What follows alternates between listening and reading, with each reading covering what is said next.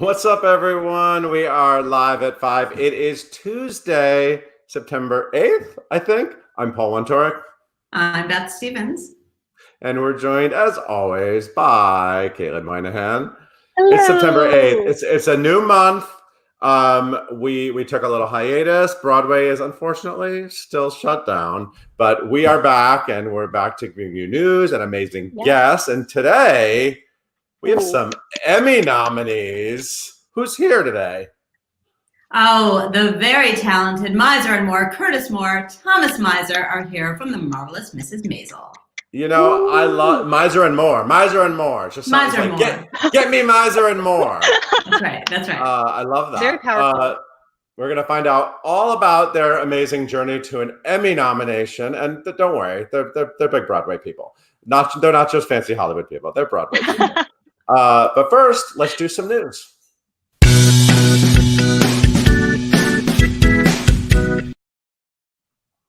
Okay, we saw this coming. We knew this was going to happen, but now we have dates for the musical version of Back to the Future, which tried out earlier this year in pre-COVID times. That's Ollie Dobson as Marty McFly over there, and Tony winner Roger Bart as Doc Brown. I don't think that's his real hair. We knew this was happening. It tried out at the Manchester Opera House very early in the year. Now it is coming to the West End in London on May 14th, 2021. So in the spring, we will go back to the future at London's Adelphi Theatre. The Manchester cast is going to go to the West End, led by those two, Ollie Dobson and Roger Bart. There you go. And of course, it's based on Robert Zemeckis' 1985 hit movie, and it features music and lyrics by Alan Silvestri, who is an Emmy and a Grammy winner, and he scored many of Robert Zemeckis' movies, and Grammy winner Glenn Ballard. A reason to go to London, I think, in the spring. Yeah. So other big news that came out is, they're making a movie of Dear Evan Hansen, and they kind of were slowly leaking out the cast, and then all of a sudden it all just sort of like got thrown out. But the big news, is that Mr. Ben Platt is playing Evan Hansen once again, and that on the left is Julianne Moore, who is an Oscar winner, everybody, playing Mom, Heidi Hansen, so big, so small. And that on the right is Danny Pino, who's playing Larry. So, and he was, by the way, so good. I love this. They made this movie. I love Lucy and Desi, and they made a TV movie. And Rachel York, Broadway's Rachel York played Lucy, and he was Desi, and he was great in that. Okay. Anyway, yeah. But also we announced Amy Adams, who, of course, is another fantastic theater, and she was in Into the Woods in the Park, Beth. Yes, she was. She was fantastic. And Catherine Dever from Booksmart. You may know her from Booksmart. She's playing Zoe. Colton Ryan, Broadway's Colton Ryan. We have all the photos. I love this. Okay. Yeah. Colton Ryan is playing Connor. Nick Dodani is playing Jared. And Amanda Steinberg is Alana. Now, apparently, they may have started filming, Caitlin said. I think like a photo came out. I don't know. And also, Demarius Copez is playing a new character named Oliver, a friend of Zoe. So we got a new friend. You know what? I was worried about her. I'm glad she got a new friend. So it's all happening, you guys. And apparently it's starting. So we might see this in, I don't know, a year and a half? Let's say a year and a half. Okay. Let's say Christmas 2021. Let's aim for that, guys. Aim for that. Sounds good. Sounds good. Whatever. Okay, well, we have a new Broadway concert coming on September 20th. One night only. This is a benefit. It's called Broadway Treats, a canine and kitty rescue production. So I know you're all about this, Paul, because you love your furry friends. And this benefits Animal Lighthouse Rescue. Listen to the lineup. Eva Noblezada, James Monroe Iglehart, Mare Winningham, Ashley Parks, Celia Pfeiffer, Ryan Vasquez, Colton Ryan, yet again, here he is again, Austin Scott, many more. September 20th, there he is, Austin Scott. And this is for all the cats and dogs out there, right? It's really fantastic. So check it out, September 20th. And if you're looking for more fantastic entertainment from the comfort of home, tonight from the London Coliseum, I almost said Palladium, but it's the London Coliseum, is a streamable concert series, and it will feature Sharon D. Clark, who is set to be in Caroline or Change right now on Broadway. she's doing the first concert on September 18th. Carrie Hope Fletcher is doing September 25th. Cassidy Jansen, October 2nd. These are big West End names. Carrie Ellis, October 9th. And Sharon Sexton and Rob Fowler on October 16th. And Ramin Karimloo will be there on October 23rd. It's £15, and the ticket price will benefit the English National Opera Contingency Fund. So that's great too. Hey, Beth, it's a new month. Are we still doing that? We're teaching people, right? We want to teach people. So we're schooling the people. Yes. Are we doing something called Today in Broadway? We are. We're doing something. Okay. Teach me, Beth. I'm going to teach you because this is an oddity. We always love to talk about flops, and a very famous flop opened on this day in 1953. So in 1953, on September 8th, Carnival in Flanders opened. There it is, starring Dolores Gray, as you can see, and John Raitt and Roy Roberts. It opened at the New Century Theater, which was on 9th Avenue and 58th Street. It's like an apartment. They don't bring this show back very often. This is definitely a rarity. No, so listen to this. It opened on Tuesday. It closed on Saturday. 6 performances. Okay. 6 performances. So why are we talking about it? Well, Dolores Gray won a Tony Award for Best Actress in a Musical. There she is. Audrey Hepburn won that day for Undine. And that's Jo Van Fleet, who won for Trip to Bountiful in a featured role. So there is Dolores Gray with her Tony Award in 1954. So wait, enough Tony voters saw it okay, cool. I mean, the Tonys were young. Don't get married to Tony rules. You never know. Cool. So anyway, but this is a really interesting show. It was written by many people, but Preston Sturges, who's known for his Hollywood screwball comedies, there he is. He took over the book and rewrote the book and directed it.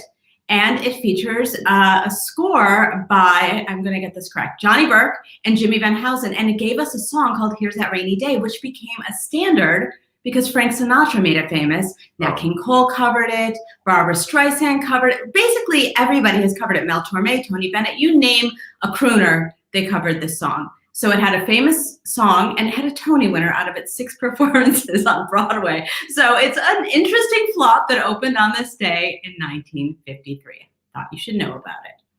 Awesome. I love that. Yeah. Thank you for teaching me. I'm going to go look up the cast album and I'm going to find the vinyl next time I'm at a flea market.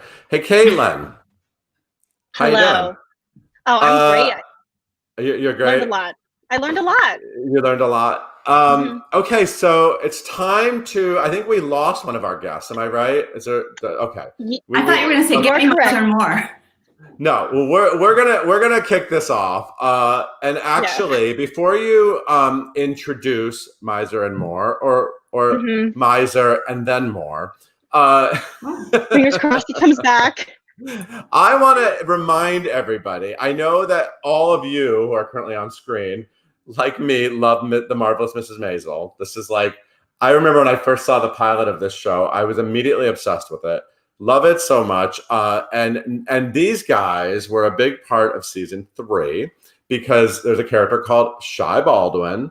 And he got to sing some great songs, and they wrote the songs, and now they got an Emmy nomination for it. So as we before we go to your introduction, can we remind everybody how amazing the song One Less Angel is, which is Emmy nominated? Let's play a little clip. Your eyes catch mine, and your life is all I can see. Could there be one less angel in heaven? Come to one less angel in heaven. Must be one less angel in heaven. 'Cause you're here smiling at me. I mean, that song just like gets in your head. It's very super addictive. So and that's by the way, Broadway's Darius DeHaas singing that, who we love, and that's Leroy McLean with the moves and all the other stuff. But yeah, Caitlin, why don't you tell everyone about today's guest?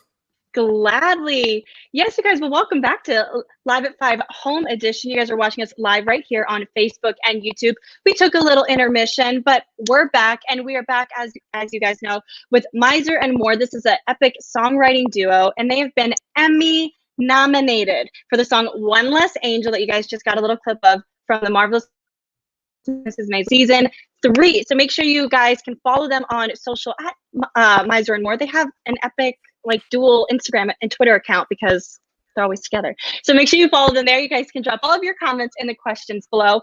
And please welcome Tom while we hope Curtis joins us soon. Yay! Hi, Tom. I feel like How I'm you missing a doing? limb. Where's more? Yeah, you finally pushed more out of the picture. Got I him out of don't there. need him. Caitlin will try to get in touch with him, and hopefully he'll pop back in because it's the internet nowadays. This is what happens. He was here. How are you? How you doing? This is a weird time, and you're Emmy nominated, and there's no ceremony, and there's no tuxedo, but this is exciting. Exactly. We're actually going to have a Zoom red carpet with our family and friends. We're telling everyone to find their prom dresses, and that's just what we're going to have to do this year. Yeah, well, tell me, I actually don't know. So it's all online, obviously on Sunday the 20th, a week from Sunday. So you're just sitting home waiting to see, like they're just going to go through the category and then you're going to find out and then you're just going to, That's sort of the idea. We're part of the technical Emmys, which are earlier in the week, and they've split it over 5 nights. So it's sort of like I think Amy Sherman Palladino calls it self-esteem Hanukkah, because there's a different sort of every night, and it's pre-taped. We pre-taped an acceptance speech. Shh. Okay, and, got it. Wow, that's interesting. Okay. Everyone had to. Every nominee had to give them a speech, and they'll drop in whoever wins. So that's so crazy. That's so nuts. Now, I'm sure you guys probably, just from the little bit I know about you, I'm sure you maybe thought like you'd end up at the Tonys before the Emmys, or the Obies or the Drama Desk, or all these other possible more theater centric, because you really do come from the theater world. Absolutely. So talk a little bit about how your path led to Maisel. It's actually because of theater. We had been working for a long time in theater, and one of our shows was seen by Broadway producer Scott Sanders, who put us on a blind date with Amy Sherman Palladino, the creator of Maisel, to write a musical for Broadway. We started working on it. We hit it off. And then she told us, I have to work on this little Amazon show. No one's going to watch it. It'll be done in 6 months, and we'll get back to writing the musical. Well, that was Maisel, and that's taken up a lot of her time. So we've kept in touch, and because of the turn the season took this year, for the 3rd season with Shai Baldwin's character, she said, "Do you guys think you could come write some songs for me?" And it took us about a half second to say yes. So is the musical still possible? I think Curtis is here. Let's bring Curtis up. Jeez. Can I never have a moment without you? God. I know, right? Anyway, no, my power went out here. Hilarious. So sorry about that. What? Really? Yeah, of course. Just like right when we were about to start, I was like, "Whoa!" Anyway, hi. Welcome back. So I I found out that you two were actually talking about writing a musical with Amy Sherman Palladino, who has a lot. She always has a lot of ties in the theater world. It's not just Sutton Foster, but Sutton Foster is obviously another great link for her. And Sutton has sang on Mrs. Maisel as well, I believe. So there've been a lot of sort of theater talents involved with the show. But is that musical still possibly happening, or? I mean, I don't know what Tom told you, but when we started working on it about 3 years ago, and Amy said to us, she's like, "Listen, I did say this. Great. So you've heard all that. So we're just waiting. We're waiting to see when she has time to jump back into it with us. And we've been, we worked on it earlier this year, and for a bit. So we're still trudging along. But it's it's the opposite of how we did Maisel. It's going to take us 7 years to write it. Right. So let's talk about Shai Baldwin. Great character. A great sort of storyline through the season. I really have a lot of issues though with Mrs. Maisel with the final episode. We have to talk about next year because she did something I don't like involving her friend Shai Baldwin. Yeah. But this character, she goes on the road with him. That's sort of like a big sort of storyline, and so there's a lot of opportunity for him to perform. Is it supposed to be based on Johnny Mathis? People say that character. Like, who was maybe your musical inspiration? Because obviously you're tapping into a very specific sound here. The interesting thing is that Amy came to us initially with two inspirations, which were Johnny Mathis and Sam Cooke, which are really opposite. So that actually gave us a lot of room to kind of create our own world for him. Yeah, we kind of could live anywhere in that enormously broad spectrum of inspiration, and there is so much to listen to, and that's kind of exactly what Tom and I did. You know, we sort of jumped right in to listening to a ton of music. You know, and a lot of that stuff is in our past because our parents, you know, we grew up listening to those songs because those are what our parents listened to, and Tom's actually from Detroit, so I think it's kind of like definitely in his DNA, and it was kind of really fun to sort of dive into that world and have fun with that music. Now, One Less Angel is now officially the hit single, now that's Emmy-nominated, but you wrote a bunch of songs. I actually wrote like a handful. I know also, what's that? Oh, No One Has to Know is beautiful. That's on the soundtrack. You can hear it on season 3 soundtrack, by the way, guys. And again, like I said, Darius DeHaas, Broadway's Darius DeHaas, does the vocals. How did you guys know Darius? How'd you sort of match up with him? Yeah, we know Darius from way back in the day. I worked with him on the album of Bubbly Black Girl Sheds Her Chameleon Skin, which I was so lucky to produce way back in the day. And we just know Tom and I have, you know, gone in the same circles for a long time. And he's just the most wonderful, collaborative, talented, sweet, giving person you possibly could work with. He's so fantastic. But he had been cast to sing the voice at the end of the second season, so he was already attached. So it was just a lovely surprise to walk in and Darius. Yeah. Oh wow, that's so interesting. So I know that it's interesting that you said that you met with Amy so many years ago, and I know that you've had you guys have won awards named after famous people like Fred Ebb and Jonathan Larson. You won those awards, those fancy awards. And you've been commissioned by a lot of different theater companies and producers, and you've been writing.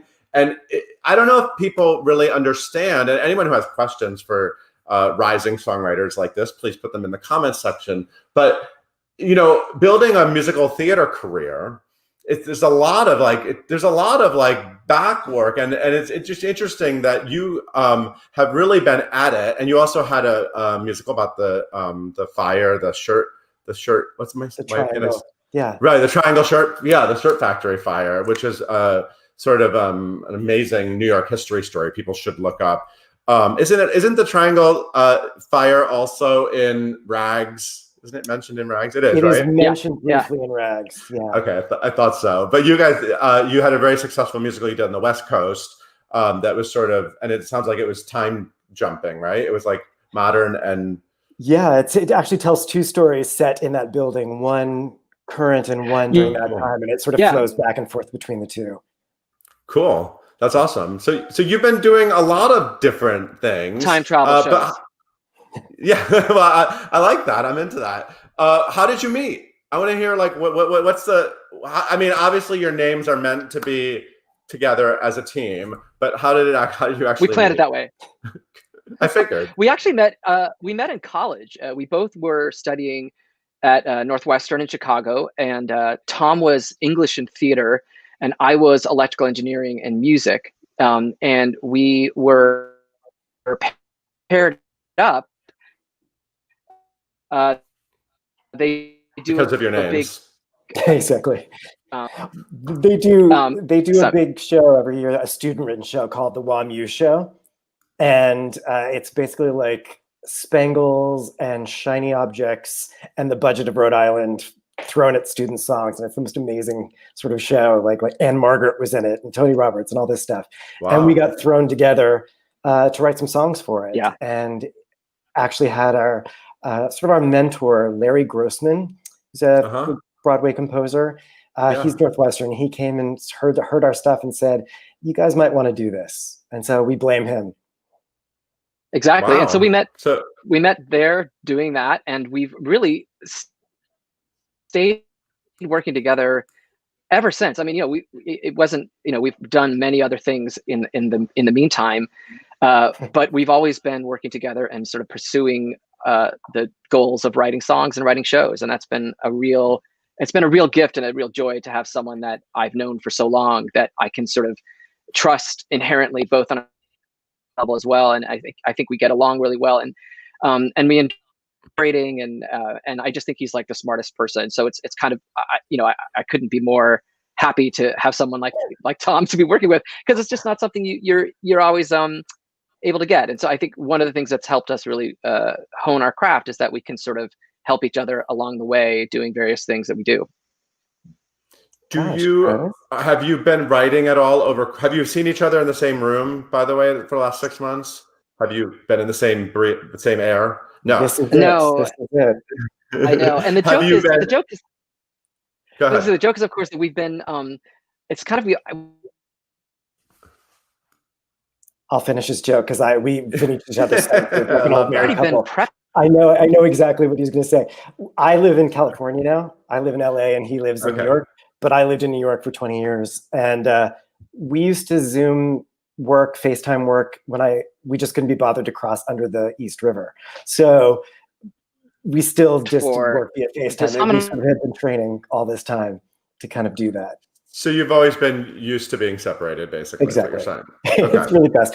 See, now he said such nice things about me. I can't say anything. I can't make a joke about him after what he just said about me. That's terrible. He's so nice.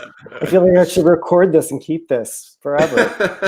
It will exist forever. You've done that. Oh, we're getting a spinning circle for him. Hopefully he'll pop back in. Tom, you also are like a advertising guy too, like a copywriter, right? Yeah, that was my day job. I still do a little bit of freelance copy, but I worked for Comedy Central as their advertising copy. So when you walked through the subways and saw their ads, that was often my line at the top, which is very similar to lyric writing. There are a lot of people in that business who end up. I know that Rick Ellis, I think, did it. Yeah. There's another music theater writer that was a copywriter. Wow, that's so cool. So you guys, it looks like you have a lot of different projects that you've started or are sort of midway. Are you working on multiple? I'm gonna bring him back in. Hi. Hey, surprise. Really good. Tom is really good at finishing your sentences. So this totally works. It's actually like a fun game. It's like an improv game. I love it. It is. He will bring it. I trust inherently whatever he said was exactly what I was going to say. Do you guys think that, I'm not like suggesting that this is happening, but do you guys think that you could, do you think there could be a Maisel Broadway musical?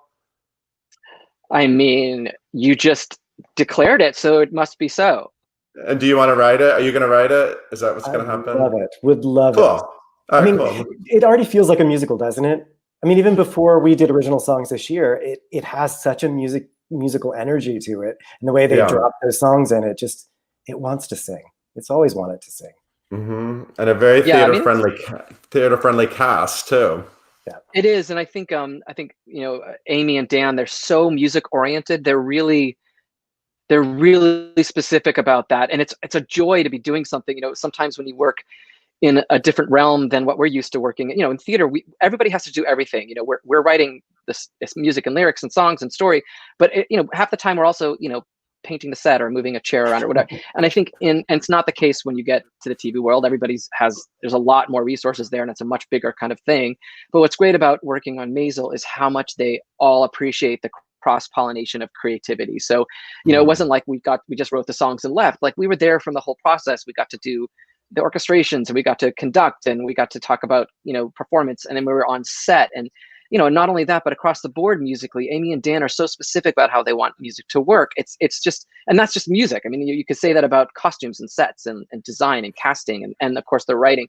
So it's just such a real joy to be on such a collaborative set, and it feels very theatrical. I think that's what we all love about working at theater is collaboration. And so having that open space on Maisel was just a dream come true, because we had a lot more to, normally it's a tambourine and a kazoo, and they're like, go, in theater, right? But they're like, how many strings do you want? I'm like, how many strings can we get? So it was wonderful. So you are in a category filled with crazy talents for the Emmys. What's the category called? Is it original new song, or what is it? Is that actually It's original music and lyrics is what original they call music and lyrics? Okay, so it doesn't have to be a song.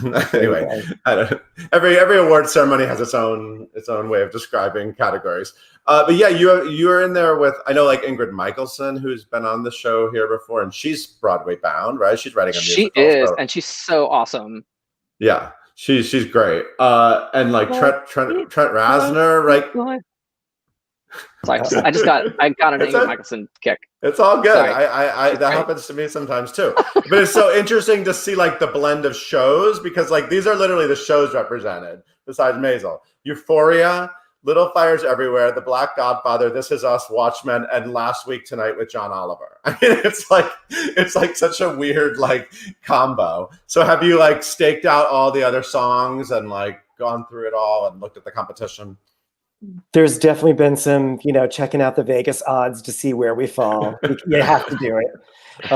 But it's such an eclectic group that you can't think about whether you're going to win or lose, because if someone wants to vote for a song called F You Bob, then that's what they're going to vote. That's what they want. They're not going to vote for us if they want that song. So it's kind of what they want this year. Who knows?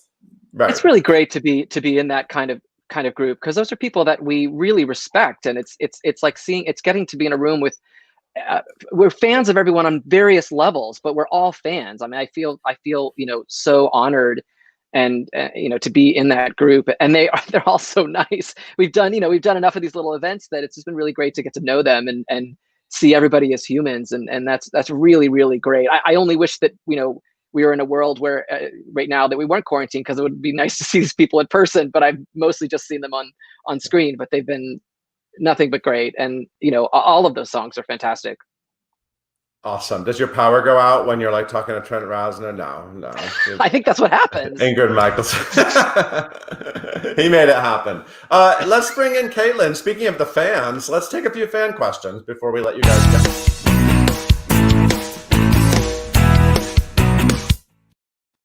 I feel like it should have one more. Okay, we have a lot of questions. So both Chris and Chandler want to know if you have a dream person you want to write for, or anybody that you are like, what's next on your list of wanting stuff to do? Curtis, I know who your dream is. I mean, I'm not embarrassed to say that I just need to write for Barry Manilow. I love him, and I've had a secret talent crush on him since I was a kid. So, and I know he's watching right now. So Barry, please, we are ready. And we'll write you the tunes. We'll write the songs that make the next world sing. That's one person. And I think Tom, I think I know who Tom's going to say. Tom. Oh, I don't know who I'm going to say. Who would I say, Curtis?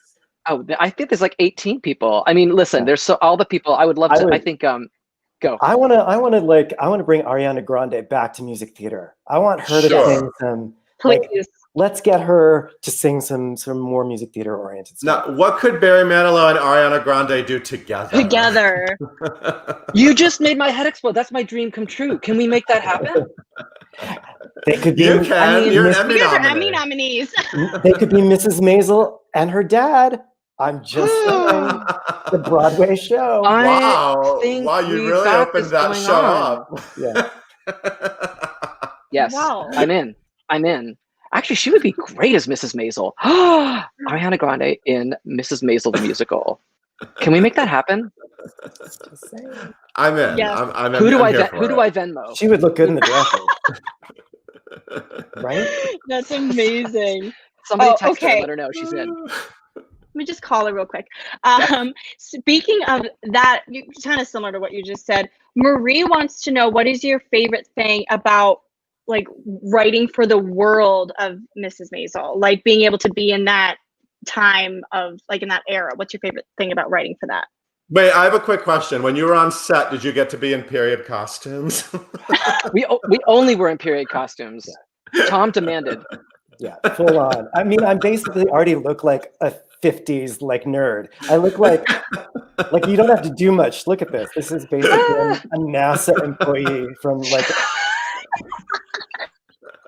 It's I'm the one sitting in the background of The Right Stuff. This is yes. Ooh, totally. The Right Stuff. I could see that. yeah, so it doesn't take much to make me look like that. That was my entire acting career, basically. 1950s conservative boys. That's what I played. But what was the question? What was the question? Yeah, I don't even remember. I interrupted. Yeah, I'm sorry.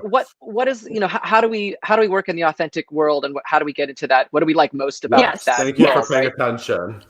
There are so many things. One is that I think having any kind of box is always really lovely to work in. Having someone say in this world, and specifically in that time frame, it's a really great transition period. We're moving into the 60s, into the real Motown world, leaving sort of the 50s rock and roll-ish kind of thing, and you're watching all these influences change. And I think it was really fun for us to kind of play in that sandbox.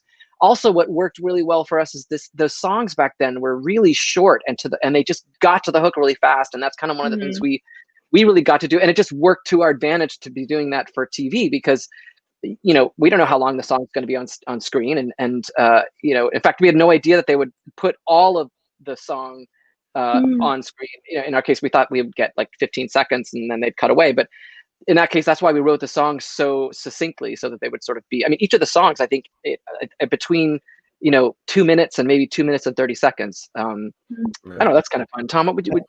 I think the other thing is that Amy and Dan trusted music to tell story, especially with a song like No One Has to Know. That's the climax of Shy's story in a way. Yeah. And like a musical, they let it be his 11 o'clock number. So that was a joy to be able to write a song that both had to be that thread, that needle of being a hit song from the era, but also tell his truth, which was a really special moment. Yeah. Wow. I love that. Okay, I think we have time for one more question. And I love this one because the name Lee Pugsley wants to know, when you guys, if you guys ever faced discouragement in your careers, what gave you strength to keep moving forward during that time? Theater is not for any arts in general, and not for the faint of heart, as we all know. And you have to stick with it to get anywhere. And there is a point where in New York, everybody is talented, because at a certain point, everybody you work with is talented, because anyone that isn't has already left. You know what I mean? So you're just surrounded by incredibly talented people. And I think one of the things to me that was a real enlightening moment is that you spend so much time sometimes moving up in the world, trying to move yourself, work with people that are way up and doing something beyond where you are. And it's so struggling sometimes to see that. It's very discouraging to be like, how do I get there when I'm here? But I think when I realize, I think Tom and I talk about this, that our peers are doing the same thing. And then you just sort of try to work with your peers, because you're all moving at your stage. And you realize that rather than shooting for that, just collaborate as much as you can with the people that are doing the same level stuff you are. And you're all going to get there. Or you're all going to move at the same time. And I think that's been kind of a real eye opener. It took me a long time to sort of be like, I just need to hang out with my friends that I love and collaborate with people that are doing art that is great. Yeah, and let the eyes on your own mat. Exactly. That's a great way to put it. The only way you can. Tom will digest and make anything I say succinct into 3 words.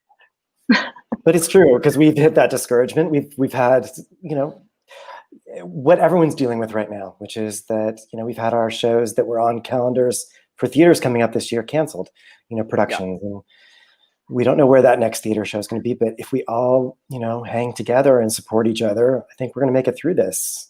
Call your senators, get that, get that support for artists right now. Yeah, we're important. Absolutely. Not us. Beautiful. The global we. Yeah.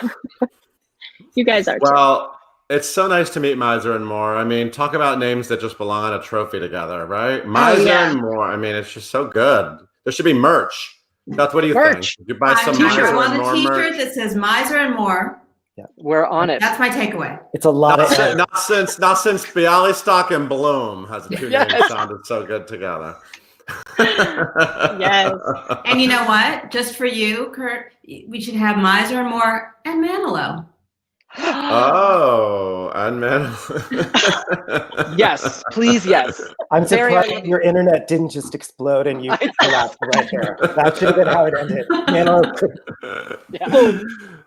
Someone on the internet Well, can easily make that. Thank you, both of you. Best of luck. So wait, what night are they actually doing your category? You're saying it's not the 20th. It's before Our category is on the 17th. Now, I know that the big night on the 20th is live, and there'll be lots of live stuff, so you should definitely watch that. We're on the 17th.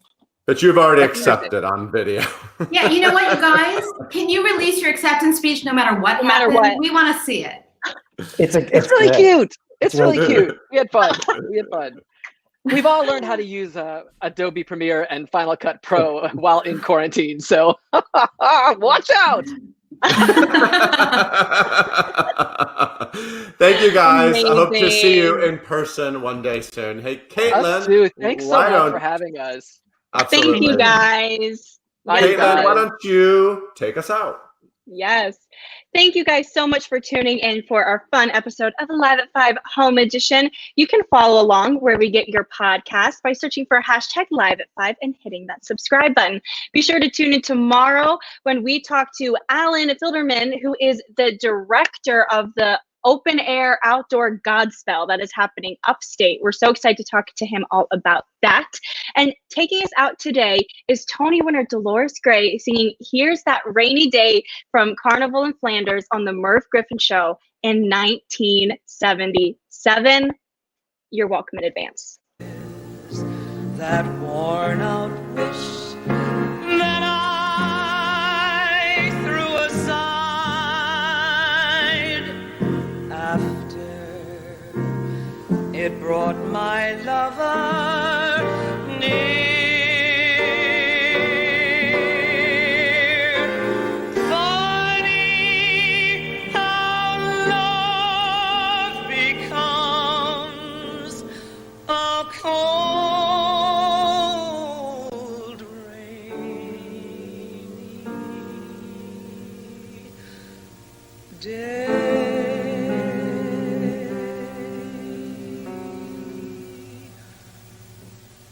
Funny that rain